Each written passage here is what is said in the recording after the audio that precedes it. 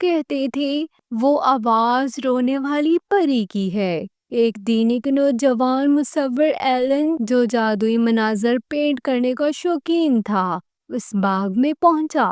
وہ رنگوں کی تلاش میں آیا تھا، مگر جب باغ میں داخل ہوا تو ہر رنگ مدھم تھا سوائے ایک ہلکی نیلی روشنی کے جو ایک ٹوٹی ہوئی جھاڑی کے پیچھے سے آ رہی تھی۔ ایلن نے قریب جا کر دیکھا تو وہاں ایک پری بیٹھی تھی۔ اس کا نام تھا زیرینا، نیلے آنسوؤں کی پری۔ اس کے بال چاندنی کی طرح سفید، آنکھیں نیرگو اور اس کے پر شیشے جیسے شفاف تھے۔ مگر سب سے انوکھا یہ تھا کہ اس کے گالوں پر چمکتے آنسو بہہ رہے تھے جو زمین پر گرتے ہی ننھے نیلے پھول بن جاتے تھے۔ ایلن دنگ رہ گیا۔ تم کیوں رو رہی ہو خوبصورت پری؟ اس نے نرمی سے پوچھا۔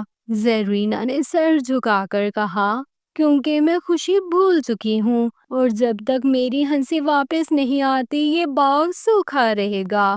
زیرینا نے بتایا کہ وہ کبھی خوشی کی محافظ پری تھی۔ اس کے ہنسنے سے بہار آتی تھی، پر جب ایک انسان شہزادہ کایان اس سے محبت کرنے لگا تو سب بدل گیا۔ کایان نے وعدہ کیا کہ وہ اسے انسانوں کی دنیا میں لے جائے گا تاکہ دونوں کا پیار امر ہو جائے، لیکن ایک دن وہ بغیر کچھ کہے غائب ہو گیا۔ پری دنیا کا قانون تھا، جو پری انسان کے وعدے پر یقین کرے وہ اپنی خوشی کھو دیتی ہے۔ زیرینا کی ہنسی ہمیشہ کے لیے چھن گئی اور اس کے آنسوؤں سے جادوئی پھول اگنے لگے۔